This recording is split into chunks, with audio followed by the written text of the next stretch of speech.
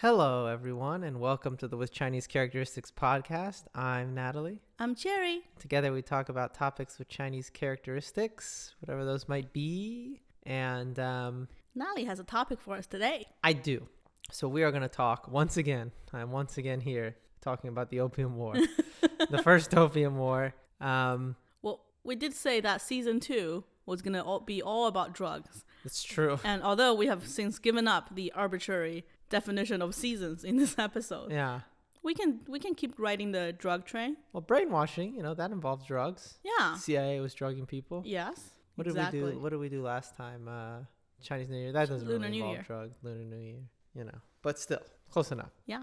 Because it's been a while, a lot of things have happened. You mean since the Opium War in history? That's true. It's been about 150 years since we talked about the Opium War last. Yeah. So I'm going to talk this episode. I'm going to talk about the end of the Opium War, how that came about, Okay. and why it really set up the Second Opium War, which is really the kind of the hard line between Imperial China and a failed state. What's it going to be. So we crossed the line during these years. I'd say we really crossed it at the burning of the Summer Palace. That's when, in some ways China's stronger. Yeah. Like they're modernizing, they're getting weapons and things, but in other ways they've really just kind of like lost control of their own borders. They can't control things. Yeah. Constant rebellions. But anyway, so I want to summarize how we got here. Okay? So how the Opium War started, so that way, if you're listening to these in order or it's been 6 months, you don't have to re-listen to it.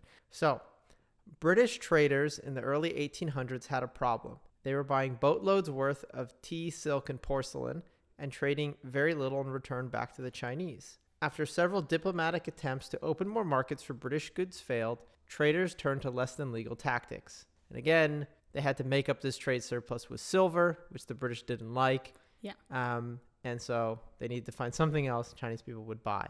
Opium, long illegal in China, was produced in British India and sold to smugglers along the coast.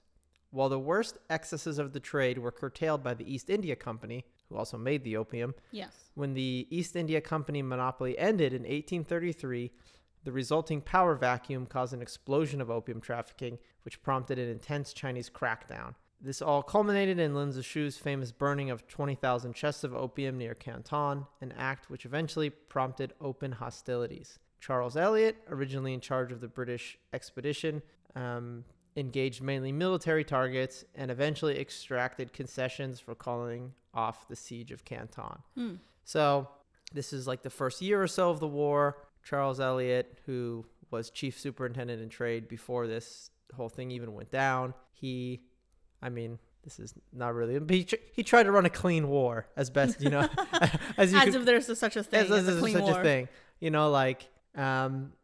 let's actually believe the Qing officials when they say they need time to negotiate. Let's mainly only attack military targets. Yeah. Let's not, do looting and burning down cities and all these other things. You mean let's not commit war crimes?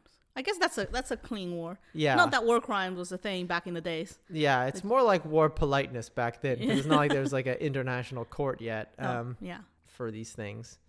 So last minute upset, Canton is saved. Right? Charles Elliot was all ready to go. They're going to blow up the fort. They're going to blow up Canton. Yeah. They're all in the hills outside the city. Yeah.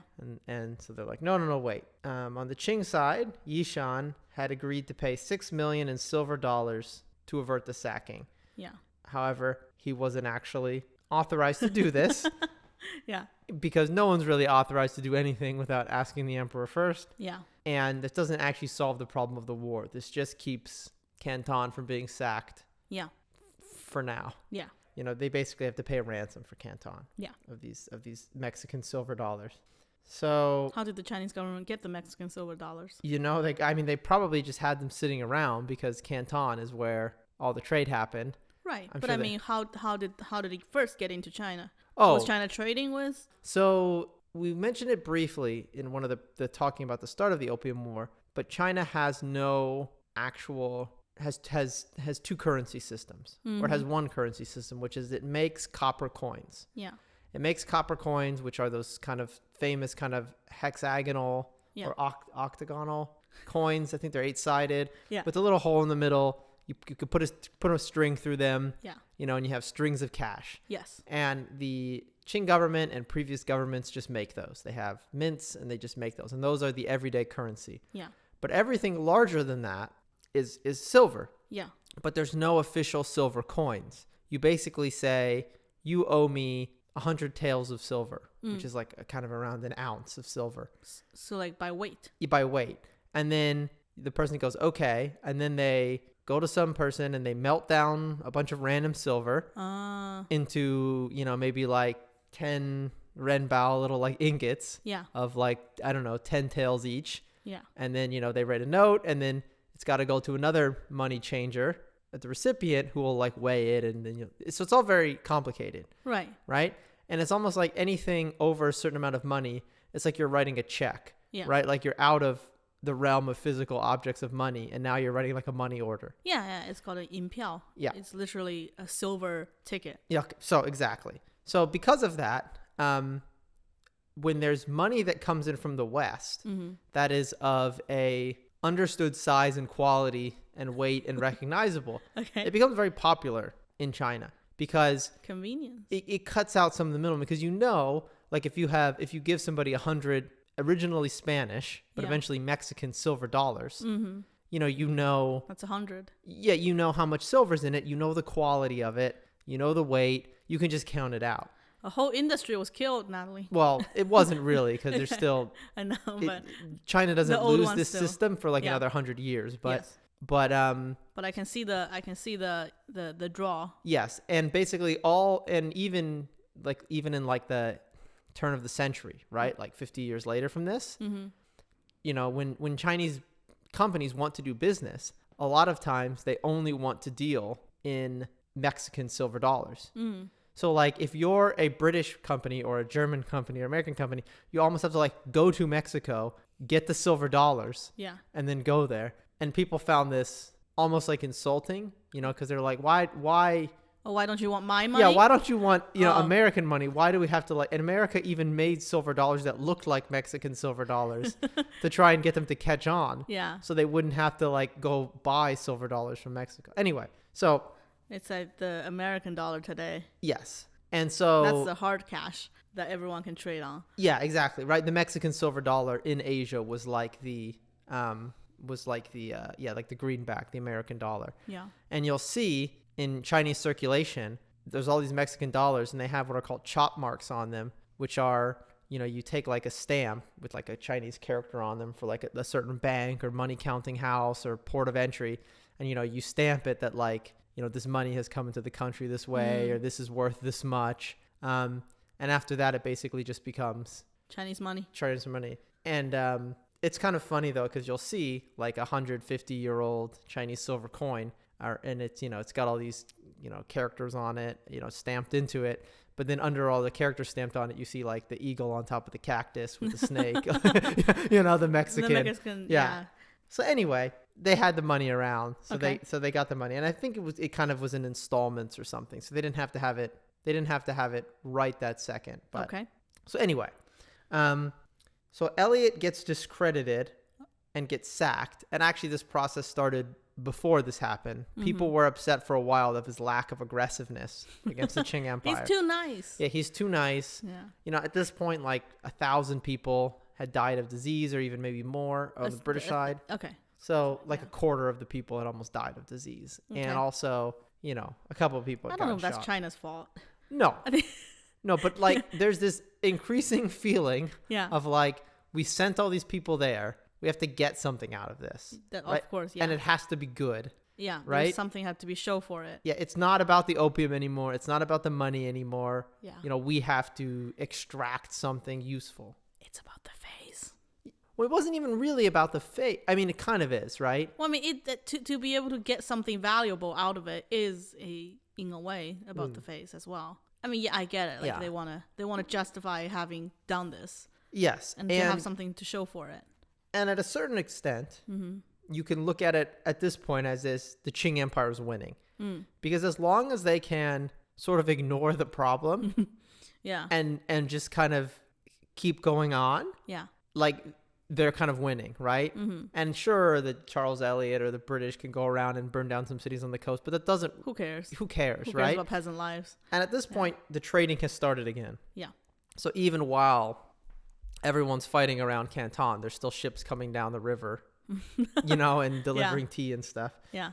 So here we are. Charles Eliot basically discredited, okay? The one thing he did do before he left is one of the provisional treaties said the British could have Hong Kong, at least temporarily. Again, a thing which Qing negotiators were not authorized to do. Right. And Charles Eliot just didn't waste any time, and he just started building a town there because he thought, well, once we have people there, then we can't give it up. Right. Right. And then, we'll have to ask for it. I think he wanted to have some sort of legacy. Yeah. So this is kind of the start of that Hong was Kong. quite a legacy. Yeah. Right. It was a big, a lot branched off of that decision. Mm-hmm. Okay. So Palmerston, who is the British foreign minister, was extremely unhappy at Eliot, again, for not meeting any of the goals that they wanted. No tariff renegotiations, no real extra territory, aside from Hong Kong, which is just like an island. At the moment, really, lots of people thought it was nothing. Like, why do we need this? Yeah, just a rock sitting out there. Canton's so much better. Yes. There's so much more developed areas around it. Yeah. Yeah. And that's the thing, right? Because in the end, they're not doing all this trade in China. Mm-hmm. It's not meant to be imperialism. Yeah. They want to just make money, right? And building up a colony from scratch on the other side of the world costs a lot of money. Yeah. Trading in Canton and having the Chinese government provide protection and also, using Chinese facilities and everything else is like, it's free basically. It's cheaper, way cheaper. I mean, this is also I don't know if it's the late stage of imperialism for the British Empire, but I think it's like colonies, mid-stage, it's the height. Right, but I think colonies are proven to be, like they start to realize, it's actually quite expensive to run the colonies. Yeah. Unless the colonies themselves are very profitable, it's a money drain. Yeah, and already in India they're finding that out. Yeah. Right, it's very expensive. They wanted diplomacy on equal terms, right? They don't get that. No additional trade ports, no end to the monopoly of trade. So, as one resident of Macau put it, he had the Chinese at his feet, and what has he got, Charles Eliot? A few paltry dollars and a barren island. The Chinese are already chuckling and say they have the best of it. So to an extent, the war could have ended here. The British had made their point, gotten some money, and even sort of gotten Hong Kong in the bargain. And the Qing Empire doesn't want to fight anymore. They basically... they never wanted to fight. No, they never wanted to fight, but they're kind of Yeah. Not even really talking about the opium anymore. No one's talking about, you know, seizing the British and making them sign anything. Right. So it really could have just ended here and things could have gotten back to normal. But I guess it didn't. But it didn't. Okay. The government in Britain, you know, several thousand miles away, thinks, you know, they have to get something out of this. They have to get something out of this that's good. It's now a matter of national pride. So Eliot was out and replaced with a man who shared none of his restraint or moderation, Sir Henry Pottinger. Pottinger. In his mid-50s, he had been a military officer in India for almost 40 years. So he came over to India when he was like 14. Okay. And was of the mind that the best way forward was to just keep breaking things and killing people until he elicited a response from the imperial court, which is... That's a hard line, complete opposite of Charles. Position, yeah. Yes, which is what he's going to do. So as Admiral Parker, who was head of naval forces for Pottinger, put it, Sir Henry Pottinger is an able diplomat whose decision and firmness have been well calculated for his functions here. But from his long services in India, he has possibly acquired the habit of exercising his authority in a manner to which we are unaccustomed in Europe. Oh, really? Yeah. Isn't that all what the British... Yeah, like they get crazy. Colonizer were doing. Yeah, so I don't think he was the only one. No, so they're like, you know, this guy's kind of This guy's gonna maybe do some atrocities, and he's cruel and crazy, and he's not. I don't know if he's not afraid to commit. Yeah, I don't know if he's crazy. Okay. I just think he doesn't truly view the people in some of these places as people, right? Mm-hmm. You know, in the same way, you know, that like they're equals. And that if you have in my world, that's crazy, but yeah, I know. Yeah, but you know, that's imperialism for you, Chair. It was normal back in the days. You're saying, yeah. Pottinger does all sorts of stuff, but the kind of keynote is when he starts heading up the Yangtze River, and he takes cities such as Dinghai, Zhenhai, and Ningbo before waiting out the winter and going up further the Yangtze towards Nanjing, attacking cities as he goes. This causes great loss of life, both in taking the cities and in the unsuccessful Qing counterattacks. More than anything, though, the complete inability of Manchu garrisons in these cities to resist the British seems to have moved the emperor and the court to negotiate. Conflict to the south around Canton was almost entirely carried out by non-Manchu forces. So all Lin Zexu's people are locals or people from the area. Right. They're Chinese forces, not necessarily Han, just Han, but they're not Manchus. Yeah. Where the Manchu banners were supposed to be the sort of secret weapon, only to be used in times of great emergency. Yeah. So China, I mean, sorry to reiterate it, but China's not controlled by Han, the majority ethnic group at this time. It's controlled by the Manchus. The Qing dynasty is a Manchurian dynasty. Yeah. From the north. It's not that they're not Chinese in the modern sense. It's they're a different ethnic group. And because they're a different ethnic group, they kept their own kind of soldiers and troops very close to their chest. Yeah. And they didn't want to waste them, because if there's ever a civil war or anything else. Yeah, it's there to protect the core. It's not there to protect China. No. That's not the primary goal of these military. No, of these Manchu forces. So they want to keep them protected, right? In case they need them. Yeah. The Yangtze River campaign revealed that the Manchu banner forces were no longer the elite warriors which had conquered China 200 years earlier and put down countless rebellions. While they did seem to fight with more determination than other troops, often, dozens of British or, 50 or 60 would die in a battle rather than just one or two, they were still unable to stop the British advance. More than that, local Chinese populations would often rush to loot the homes and belongings of Manchu troops as they were gunned down by the British. And non-Manchu units would often get lost or otherwise fail to show up to battles, leaving Manchus to fight alone. Right. Which is not uncommon, right? I mean, they're in Manchus, even like the poorest Manchu was kind of a higher social class than most Chinese. Yeah, and there was resentment. They're seen as the suppressor of the. Yeah. Yeah. So there's a lot of resentment. Part of the reason also lots of Manchus died was in Canton, the troops around Canton. I wouldn't say they were used to foreigners, but it wasn't like this completely unknown concept. These foreigners, people kind of had an idea, right? I mean, they've been trading with them for 100 years. It's a quite international place at this point, actually. Yeah, but when they start going up the Yangtze River, right? I mean, I know Shanghai now is the international city, but back then it was not, right? Okay. Or Nanjing. They have never seen these foreigners before in their life. And obviously, so what, they didn't know what to do with these white people? Well, more like they just thought they were going to get literally killed and eaten and tortured to death. Okay. Because, I don't know, foreign devils and there's all this propaganda of why you have to fight them because otherwise they're going to do everything. So a lot of the people just kill themselves or otherwise kill their families, kill their kids because they just thought that these are almost like literal demons. Oh my God. That are going to come to kill them. Okay. So there's a lot of hysteria. Okay, I'm right? sure. And some of it I think was engineered because they thought, oh, this will make the troops fight harder if they're. But it did the contrary. But it did the opposite. It just made everything worse. Yeah. Okay, so I don't want to get too much into the war and the bloodshed as it's all rather depressing. And unlike with Eliot, looting and burning and stuff was all commonplace. However, at this point, the British fleet, or a portion of it, began to approach Nanjing. Oh, no. The southern capital and the second most important city in China. Yes. Well, it's not the southern capital. It's being a capital for many other dynasties. But I know, but it's the second. It's an important city. Yeah. I know. I mean, it's the administrative and economic. It's a center of southern China. Sure. It's about to be a capital. That's true. In about 10 years. Yeah. Which we'll get to probably in other stuff. But and this isn't, Canton's one thing if that gets burned down. Even that they didn't want to happen. Yeah. But Nanjing, that's, again, it's the second most important city in China.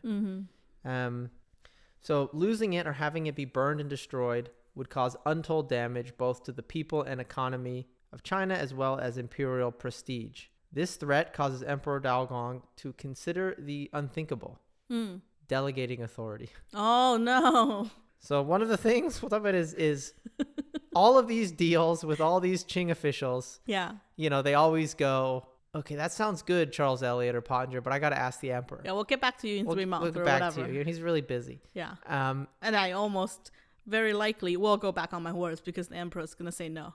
Yeah. And we talked about this in previous episodes, but everybody's sending all these reports back saying the war's going great. Yeah. The emperor.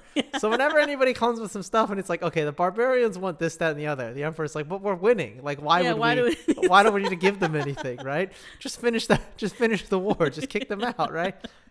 Yeah. And so the emperor doesn't know what's going on. Yeah. You can't really delegate. You mean he will not delegate? He will not delegate. And also, to be fair to these Qing officials, because all these Westerners... Oh, yeah, that's the people who we got to be fair to. Well, but okay, I'm kidding. All these Westerners will write these things of like these duplicitous Chinese officials, right? They say, they agree, and then they come back, and then they don't agree. Yeah.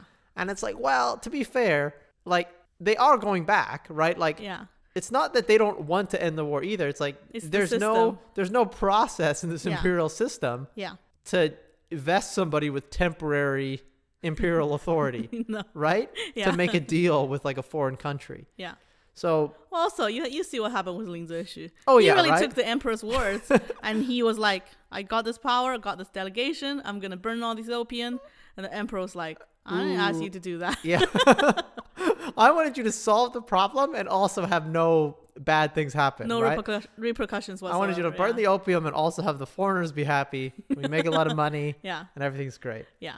So anyways, we agree. It's the system. Yeah. It's not just the individuals in the system. And so we've gotten to the point now with the foreigners, right? With Pottinger and the crew, where anytime the Chinese want to negotiate, they basically say, do you have imperial authority? Do you have what's called plenipotentiary authority? They're going to have to explain that to the right? Chinese. They have to explain it's a new concept. And they have to explain it. Yeah. Apparently, it's either Pottinger or somebody else. They have an actual like physical like little embroidered card from Queen Victoria explaining that they have this authority, right? Yeah. Of like, oh, don't you have like a plenipotentiary card? Yeah. Like it's like a membership into the diplomat club. Yeah. So anyway. Well, see, in like folk stories or I don't know, even almost like wuxia or historical drama, you often see like someone will have like a 尚方宝剑, like a letter, like a sword that's from the emperor that represents your, or the emperor writes a letter and someone reads it and they're the emperor. And everyone's got to bow. You bow down to the person reading it because that they embody the emperor.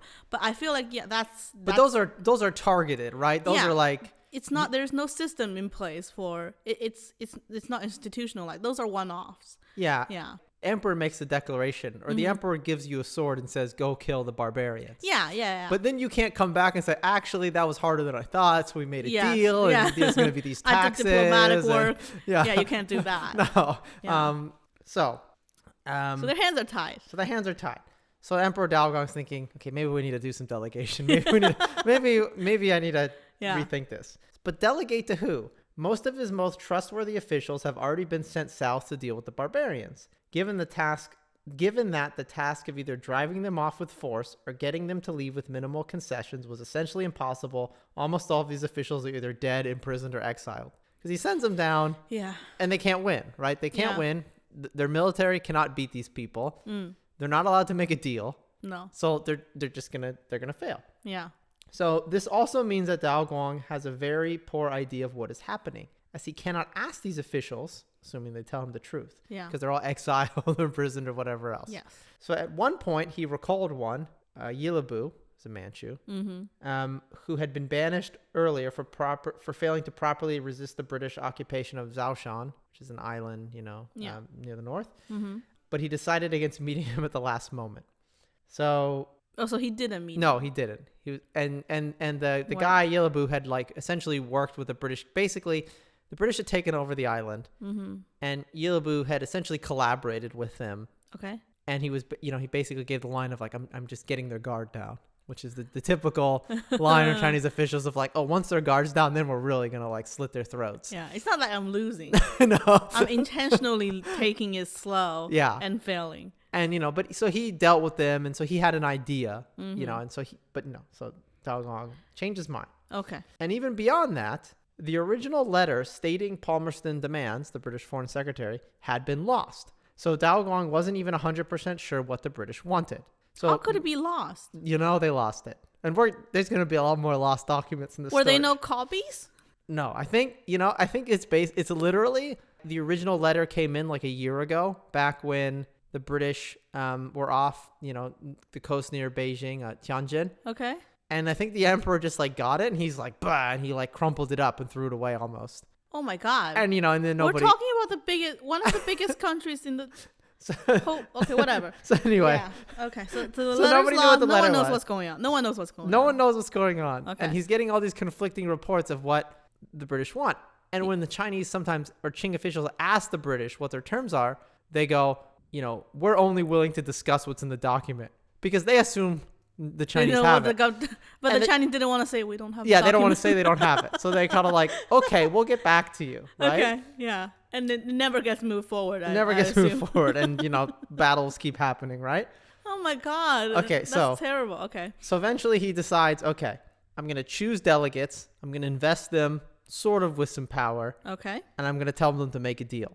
Okay. So who gets the lucky job? The governor of Zhejiang province, which is around, Zhejiang province. I think so, which is south of Shanghai and Yeah. along the Yangtze. Say it?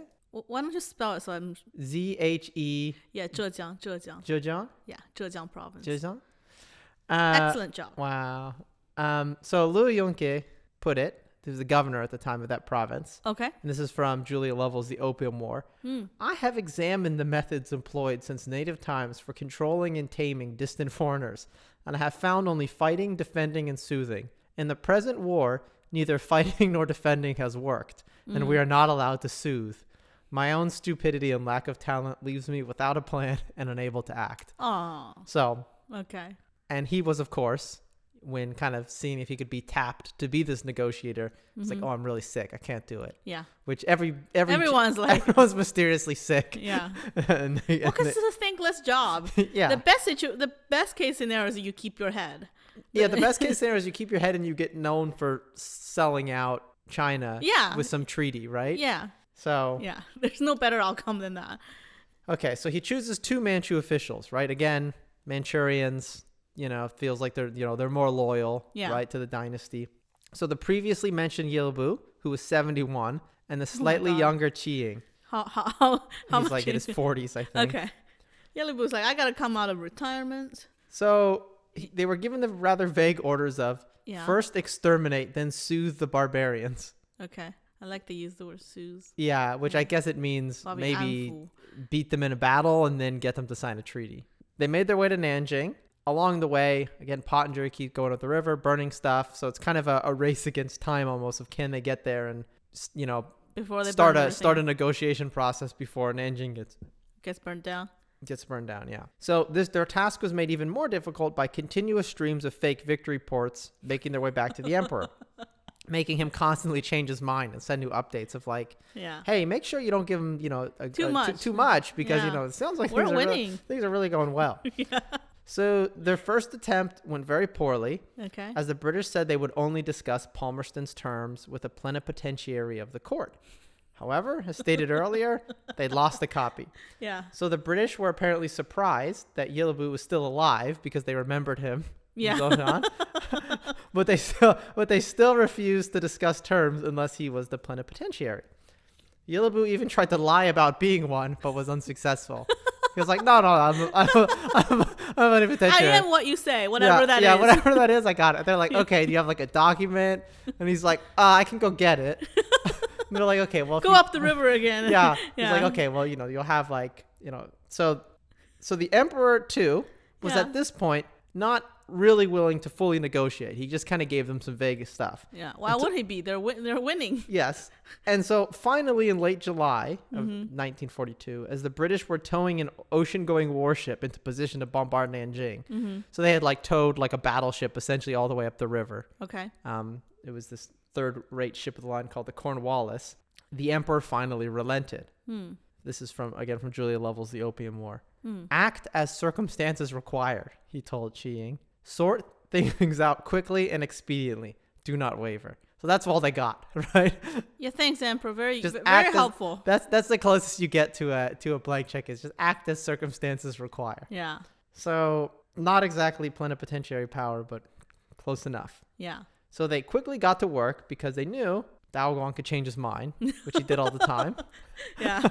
And they assigned this aide named Zhang Shi to be the face of the process. And Zhang Shi is interesting because we talked about this in Judge D, but there's this entire subclass of people who either failed the civil service examinations or passed an early one and didn't get an official government position. Okay. And you're almost like the like a pool of like PhD people without tenure or something, right? You're these floating around professionals around the Chinese government. Talent pool. Yeah, that you get hired under a higher official. Okay. So he's, So they're like employees of government officials. Yeah. They're not government officials. No, they're aides. They're aides. They're essentially aides, right? They're trusted aides. Okay. So the British had planned to start bombarding Nanjing August 7th. And Zhang Shi arrives the morning of, convincing them to delay a few days. Zhang, of course, also did not know what the British wanted, but he, as an aide, was not too embarrassed to ask. And they're like, okay, this is what we want. We want the treaty ports. We want the tariffs. We want permanent residency. We want this, that, and the other. We want Hong Kong. Yeah. And apparently, when they told him in very frank terms, because, that's how Western countries are going to do diplomacy, right? Yeah. He became very upset. And he started, like, banging the table and, like, and, like, shouting at them and stuff. And eventually they kind of had to, like, push him off the ship. Not push him into the water, but they had to, like, escort him off the ship because he was very upset. Why was he upset? Well, he thought they were asking too much? I think it's just, it might have been slightly performative. Okay. But I think part of it is also, and I think actually the Opium War movie did a good job of this, is like, it's one thing to understand that you're going to have to do terms. It's another thing to just be like, we, as the winning side in this war, are going to make you, the losing side, do this, that, and that, right? Yeah, okay. It's a humiliating Which is humiliating for... the Opium War movie had this scene. It had a previous attempt at negotiation with Kishan. Okay. But basically, same thing, right? Where it's like, oh man, like this is all very... Yeah. They kind of combine some elements of the war. Okay. Well, so I guess my people, I don't know if they're my people, but the Chinese government people at this time were not used to negotiating this way. No. Yeah. Right? So as far as diplomacy went, the British, and also Zhang Shi came back and they're like, what did the British want? And he instead came back and he's like, no, let's just wait for them to go to sleep and like attack them again in the middle of the night. Okay, so the messenger didn't do the messenger's job. Got very angry. Yeah. So as far as diplomacy went, though, the British agreed to delay the bombardment for $3 million. Otherwise, it would start on the morning of the 11th of August. Yilbu sent a note the morning of, right when they're about to start, saying the terms could be settled. They met the 12th. And the British gave him 24 hours to respond and prove that they were plenipotentiaries. The Qing negotiation team relaxed, seeming to think they could drag this process out for a few weeks. So they went home, they had some drinks. Yeah. They relaxed and they thought, okay, the negotiation process has started. They're not going to blow up Nanjing now. But the British meant 24 hours though. Yeah. And so on the 13th, they demanded their response. And the Qing officials discovered they had misplaced a new set of demands that the British had given them, which they did not read, and once again did not know what the British wanted. So they had given the demands to the Qing about like, okay, you need to prove you're plenipotentiaries, and you also have to respond to these demands. Yeah, and they lost the demands again. They lost the demands again. The paper that has that's crazy. So they lost the demands again. Isn't there a system in place? I thought because in Chinese, the Chinese, it is a government. No, but things get done. No, but if you think about it, I feel like the Judge D book is, I think, interesting for this because it sort of shows how much of this is just reliant on single people. Okay. All the authority is invested in a very small number of people. So it's not like there's a bureau. Right. It's like there's like two people who come down to do negotiation, and if they just go by and they throw the paper away, there's not going to be any repercussions. No, there's not going to be any hardworking like underling who is thinking like about the bureaucracy and is like, no, we really got to save that, right? Like, so basically, that's crazy. Okay. So they lose the thing again. These are supposedly the best of the best. The closest to the power of the center of the power. Anyways, okay. So they lost it again. Well, it's no surprise. What are they going to do now? Are they going to have to ask again? And obviously you have to remember this is a portrait of a imperial state in decline. 100 years, Yeah. you got to remember, even as few as 10 years before this, the British tried to do these things. Mm-hmm.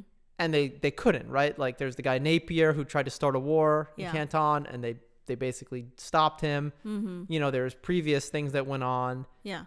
But now, I mean, it's becoming worse and worse. And also, this isn't the best of the best. The best of the best is like Lin Zexu and those people. Who's being taken off the job? Yeah, Yeah. who Okay. very much kept track of everything and knew what was going on and had Yeah. very strong opinions. Yeah. But obviously, That's not very popular. all those people are gone. Yeah. So Okay. like Yilbu is not the best of the best. He's Well, just he's also 71. he's just some Yeah. guy who was Yeah. born into the right family Yeah. and is a Manchu, official. Yeah. Is a prince of something or other. Yeah. Anyways, but this is crazy. No, I mean it's crazy. Yeah. Continue. So Yeah. okay. So they also, beyond not having the demands, they don't have the plenipotentiary. Oh, and also for the demands, they had the demands. Yilbu and Qian had them like read, and then they essentially went bah, and they like tossed them aside. Mm-hmm. And then apparently some secretary gathered them up, Okay. and then the secretary went to visit his friends in the city or something, because they thought they were gonna have a couple weeks. And then when now the British want the next morning to discuss the demands. Yeah. And the secretary is gone out drinking with his friends. They don't know where he put it, right? So so there is slightly a chain of Okay. ownership, but again, right? I mean, so everybody's just didn't kind of work out. no. And- So Yeah. Okay.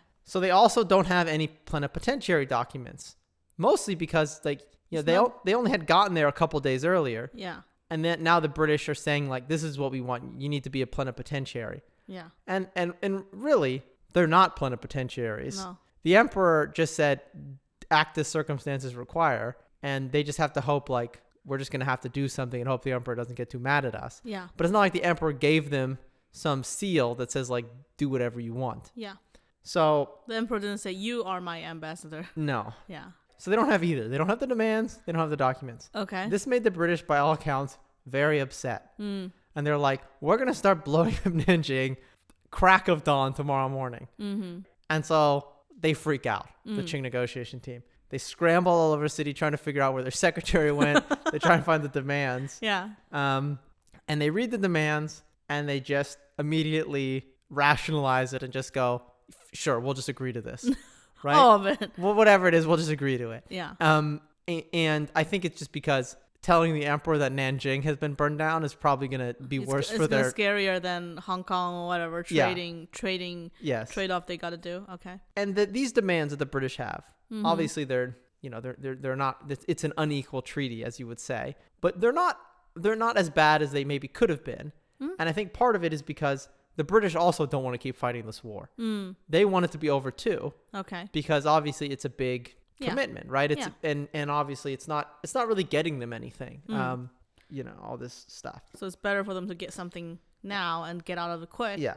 Well, as quick as they can at this point. So both sides essentially, I mean, and maybe, Queen Victoria and Parliament want to get more out of it. Yeah. But Pottinger and, Yilbu and Qian, they just want it to be over. Yeah. Essentially. And they're like, you know what? We pay gold to the Mongols so they don't do stuff. Sometimes you just got to do This these is one things. of those things. This is Yeah. one of those things. It's not a big deal. Yeah. And then they all kind of sit around and they go, yeah, it's not a big deal. So they immediately decide it's not a big deal. Okay. And they supposedly forged something that would pass as an imperial plenipotentiary seal. They make some They just made something they themselves. make some box and some fancy paper, and they put some calligraphy on it and some gold stuff. Okay. And so this is Julia Lovell's interpretation of it, which Yeah. is quite I love her. by the way. quite probably true. Yeah. But the British account of it is they brought out the imperial seal in this box, and they're like, it was kind of a crappy box,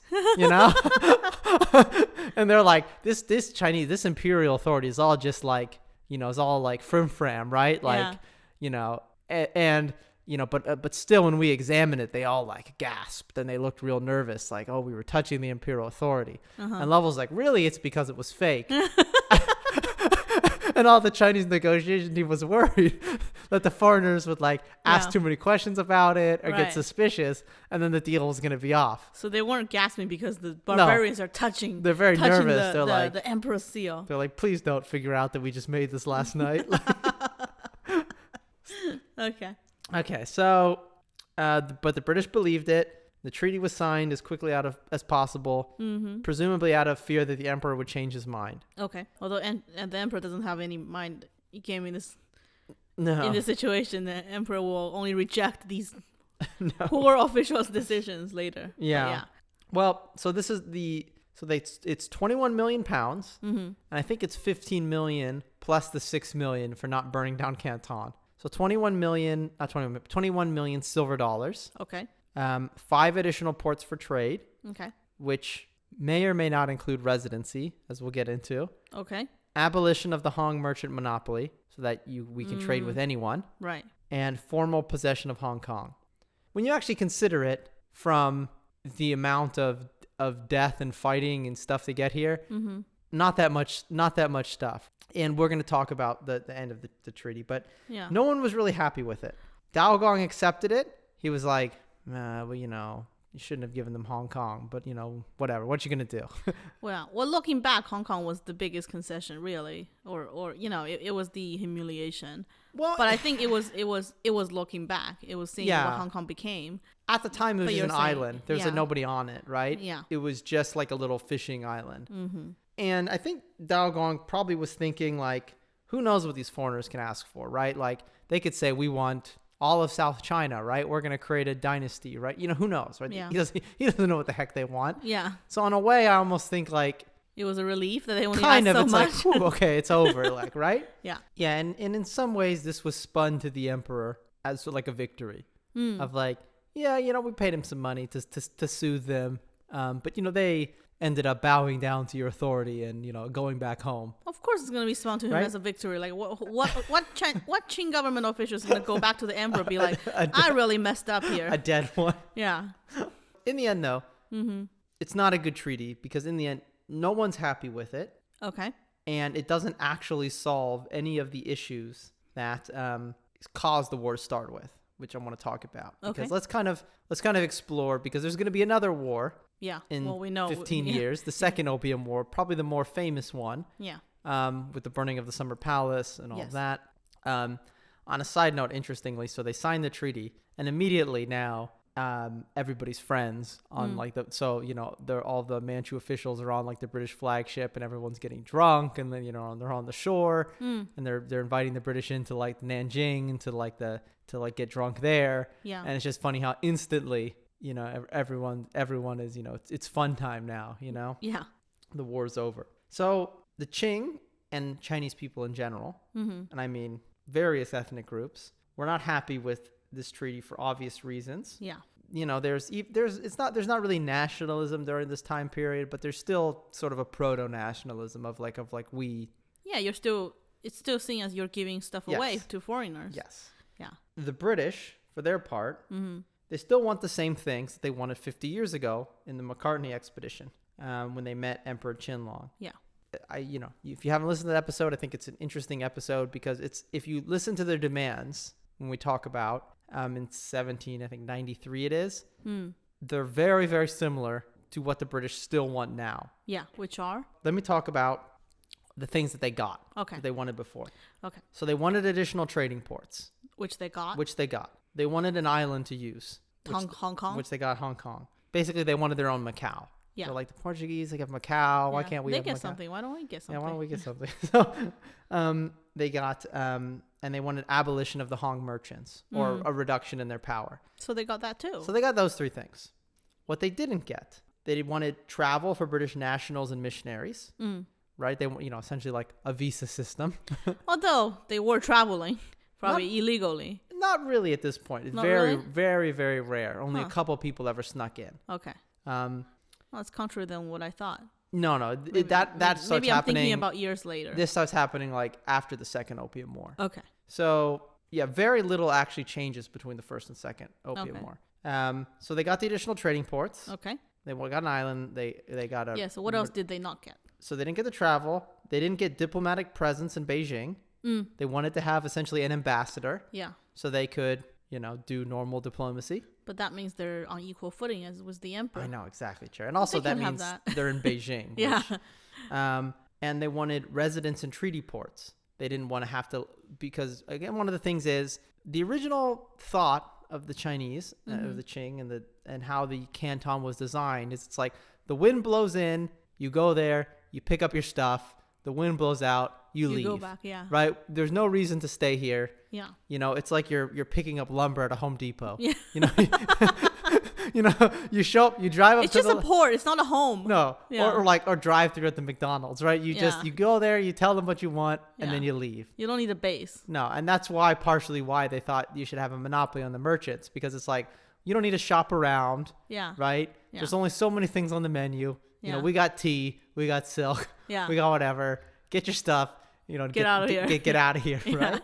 And obviously, as business becomes more complex, even all the way back in the 1790s, that's kind of not enough, right? You sort of need long-term relationships when you're negotiating enough tea that all of England can drink it every morning. Yeah, I know. You got to manage inventory. You got to manage the load. It's all this stuff. Plan ahead. Yeah. And also because of steamships, now the wind cycle is less important, right? Now ships are coming. So they can come anytime. Yeah, anytime, right? Yeah. And which is only going to increase. So they wanted residence in the treaty ports. So visiting Beijing and free travel were non-starters. There was no even like attempt to negotiate those. The Chinese were just like, no. And due to an error in the translation document, they didn't fully get residence either, aside from Hong Kong. There Just because of the error of Yes. the So at this point, yeah. so I get the impression, not 100%, but the translators for this mission are not as good as some of the previous translators. So I guess the gold standard in translation was Henry Staunton or George Staunton, who was the guy who translated the Qing law codes. Yeah.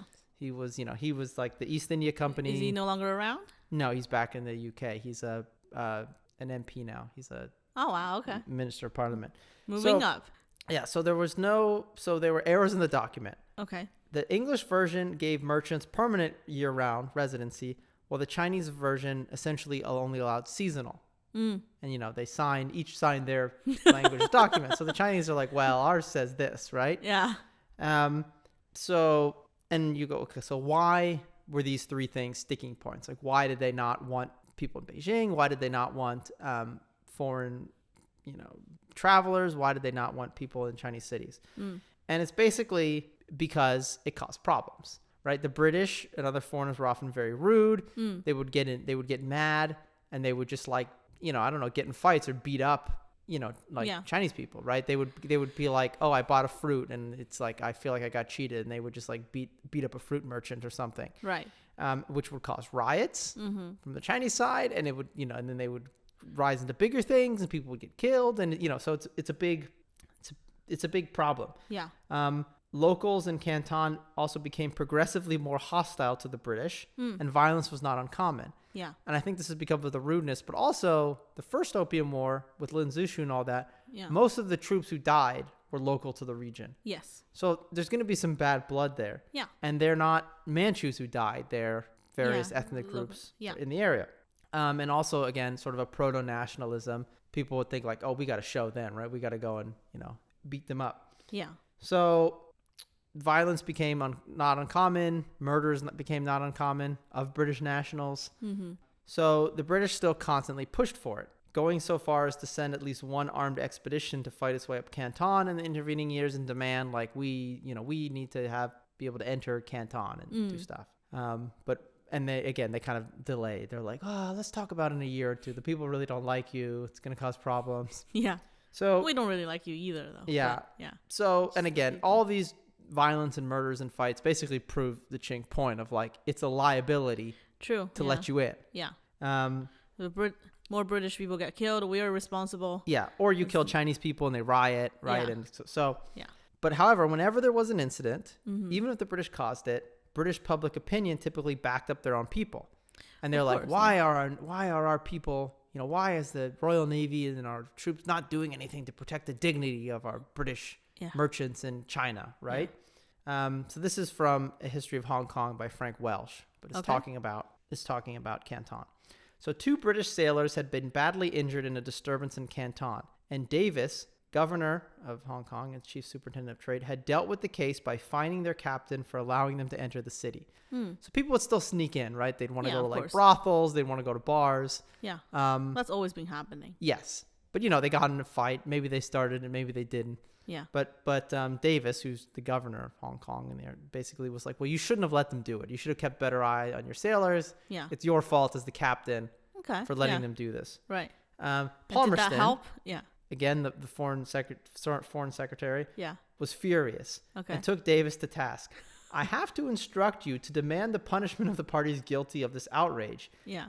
And that if the Chinese authorities will not, by the exercise of their own authority, punish and prevent such outrages, the British government will be obliged to take the matter into their own hands. Of course, we ought to abstain from giving the Chinese any ground for complaint, and much more for anything like provocation and affront, but we must make them all clearly understand through the civilest terms that our treaty rights must be respected. The Chinese must learn and be convinced that if they attack our people and our factories, they will be shot. So this is a far cry from, the 1930s when it's like, hey, don't make waves, just, keep the trade going. Yeah, 1830s. 1830s, yeah. Now it's like, no, if they cause anything, they need to be shot. Yeah, we're going to show them. Yes, and there's some elements now, it's kind of extraterritoriality. Okay. In how things are dealt with. Whereas, previously there was a big debate over if a British person murders somebody in Canton, right? Like before the first Opium War, of like, well, who's doing the law enforcement? Yeah, who's doing the law enforcement, right? Yeah. Like, do the Chinese shoot the guy? Do we shoot our guy? But it's Chinese territory, so technically it should be their laws. Yeah, but the Chinese sometimes won't do anything because they don't want to cause it, right? Yeah. And basically, one of the results of the Opium Treaty is that British subjects are under British law. Okay. In these treaty ports, which is again one of the reasons why the Chinese officials don't want to let them in, because it's like, well, if they kill somebody, then British troops are going to come in, or we have to give the person back to the British to punish. Yeah. It's like, well, then are our people going to be happy about that, right? Like, what if they get off, Yeah. So it's a whole mess. Yeah. And there are incidents, at least, of British nationals, especially in Hong Kong, getting punished for doing things like murdering Chinese people. But, it's not super common. Yeah. Right? Obviously, the law is not applied equally. So still, before it was a complete vacuum, right? I think we talked about in previous episodes. Yes. It just creates this opportunity for British people to do whatever. Yeah. And no one's going to do anything. But now it sounds like, even though on paper, it's no longer a vacuum. There's a lot of gray area. Yeah. Like, for example, when they take over Hong Kong, right, there was this real thing of like, okay, there's going to be like 5% British people and like 95% Chinese people. So like, do we put the Chinese people under British law? And the original thing is like, no, we'll put them, I guess, under Chinese law. But then it's like, well, then who is doing the Chinese law, right? Like, who's responsible for the Chinese law? And if there's like a Chinese law that's like, oh, somebody gets beaten, right? Yeah. It's like, well, do we have to beat them? Like, you know what I mean? Like, or or like, do we have to torture them? Yeah, exactly, yeah. Right? And so it's all very up in the air. And again, all of these things that are up in the air, they cause opportunities for conflict. Yeah. Which is, again, it shows like the two kind of mentalities, again, going all the way back to the McCartney expedition, where the British are like, okay, let's hash all this out and get it on paper, not have any gray areas. And then the Qing side is like, let's just not interact that much. Yeah.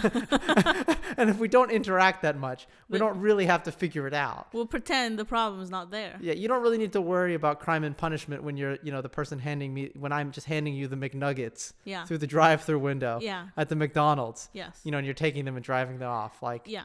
But I mean, that's obviously not the way things are going. No. China can't be closed up forever. No, right? There's just too much stuff. And so, yeah. The last two things that the British wanted in the McCartney expedition was lower import taxes and quote-unquote fair access to Chinese markets. What does that mean? I mean, they want to make more money, right? I mean, when they say fair, they mean... How do you measure fair? They mean you buy more of our stuff. It is really. Not just that we pay you. No, right? Yeah, for your tea and silk. You buy more of our stuff. Yeah. So neither of these issues were really solved by the treaty. More ports were open, but there was no mass buying of British goods. Aside from opium, there just weren't that many things that Chinese traders wanted from British ships. Wool, cotton, and textiles were the highest, but were far outstripped by opium. So there's still a trade imbalance. They're still making up the money with opium. Yeah. None of that is solved by this treaty. This meant that opium was not legalized at the end of the First Opium War. Yeah. Because the British government did not want the optics of having that in the treaty. They didn't want. Well, they didn't know it's illegal to internally. It's not illegal. We've done episodes on this. Please delete that. But I mean, it's stigmatized against at least. Yeah, right. There's smoke opium at least. Yes. Yeah. Yeah. So people were already calling it an opium war. Yeah. Before it basically even started. Yeah. And the British did not want to have the optics of in the treaty, you have to buy our opium. Yeah. And also British opium traders, they didn't want it legalized either because they were making a lot of money Yeah. evading Chinese customs and selling it on the black market. And if they had to go into Chinese ports and do tariffs, it would be cutting the margins, right? Yeah. And also they've developed all of these essentially criminal networks in China to sell their opium to. Yeah. So they have a competitive advantage. And if anybody can just sell it, then, now it's just a commodity. Yeah. So anyway. Much like drug prevention or drug wars nowadays. Well, that's why the cartels are getting into avocados, Cherry. Because California's legalized weed. Yeah. Gotta find diverse revenue streams. Yeah, exactly. So, so again, this is all off the shore. The trade means it's keeping the money from entering the Qing treasury because there's no tariffs on opium. Right. Opium's still legal. There's still a huge trade imbalance. All of these things that caused the First Opium War. There's still gray areas in justice and who's responsible for what. Yeah. One of the handshake deals, parts of the treaty, was that British ships, especially British flagged ships carrying opium, would not go north of the Yangtze River. So this is kind of a slightly bit of a face-saving thing of like, yes, all this stuff happened, but we're not going to, we'll make sure all the opium traffic stays away from Beijing, right? British opium dealers, of course, had no intention of following this rule. Right. Why would they? However, the Royal Navy did because, they're not necessarily part of this, right? They're the Royal Navy, Cherry. They're all gentlemen and sailors, and they're like, well, if we say we're not going to go up there, then we have to follow our own rules. Yeah. So the test of this came in April 1943. Okay. When a Captain Hope of the Royal Navy interred the smuggling ship Vixen and arrested them and said, you're carrying opium, you're north of this line, which is basically like north of the Yangtze. Yeah. And, so you committed a crime. And essentially, the opium smugglers is like, you don't get it, do you? Like, do you know who we are? Like, how much money is in it? Yeah. And the Royal Navy captain was essentially fired and quietly reassigned back to England. Wow. Okay. And the Royal Navy protested, but there was just too much money in it. Oh my God, this is And that was really the last attempt to like police it in any way. After this, no one, Chinese or British, besides pirates, is going to enforce any sort of limits on the trade. Pirates were. I'll tell you that they were. And the Royal Navy, especially after this, does not protect opium ships against pirates. They're like, you're on your own. Yeah. Right? Because there was some interesting. There was some bad blood there. Allow me to reference Narcos again. Yeah. It sounds like when maybe in like, the 80s, 70s, 90s sometimes, the DEA, maybe like near the border down in Mexico or other areas. Yeah. They did too good of a job. Right? Yeah. And then the diplomats or the higher up people go, ooh, this is, let's just get some small seizures and let's just call it a day, call it a win. Let's not touch, let's not actually enforce, policing it. Yeah. I mean, opium had essentially become, opium smuggling that is, by this point has become too big to fail. Yeah. There's too much money in it. Yeah. No one on either side of the government or no one in the British government actually is willing to touch it. Yeah. There's too much revenue. Yeah. There's too much riding on it. And obviously the Qing government can't do anything about it because they tried and it started a war. Yes. And so now both sides are almost like the Chinese are slaves to using opium. The British are slaves to dealing it. Yeah. The only one against it, well, not against it, the only one policing it would be the Chinese pirates. Yeah, and the Chinese pirates get pretty vigorous. Yeah. During this time period. Obviously, Very. this is way past Chengxi and what's her name? Shiyang. What's the Chinese name though? Zheng Yisao. I thought it was Chengxi. Yeah, that's the Cantonese version of her name. Okay. Yeah. But yeah. Well, anyway, this is past the Lady Pirate Queen's time, but still, right? It's. But yeah, so now opium is rampant. Everybody has given up trying to stop it. Yeah. And it's going to sort of late stage capitalism. it's gonna just peak. Free for all and peak and into the Second Opium War, which is going to be much more just a naked grab of money and power and rights. Yeah. Without any pretense of like we're dealing with an equal here. Yeah. Right? Yeah. So yeah. Let's not pretend anymore. No, let's not pretend. Gloves are off. Yeah, but I thought that the incident again with the Royal Navy is very interesting because it shows that like the British government can't admit to itself, how much revenue, how important this is. Yeah.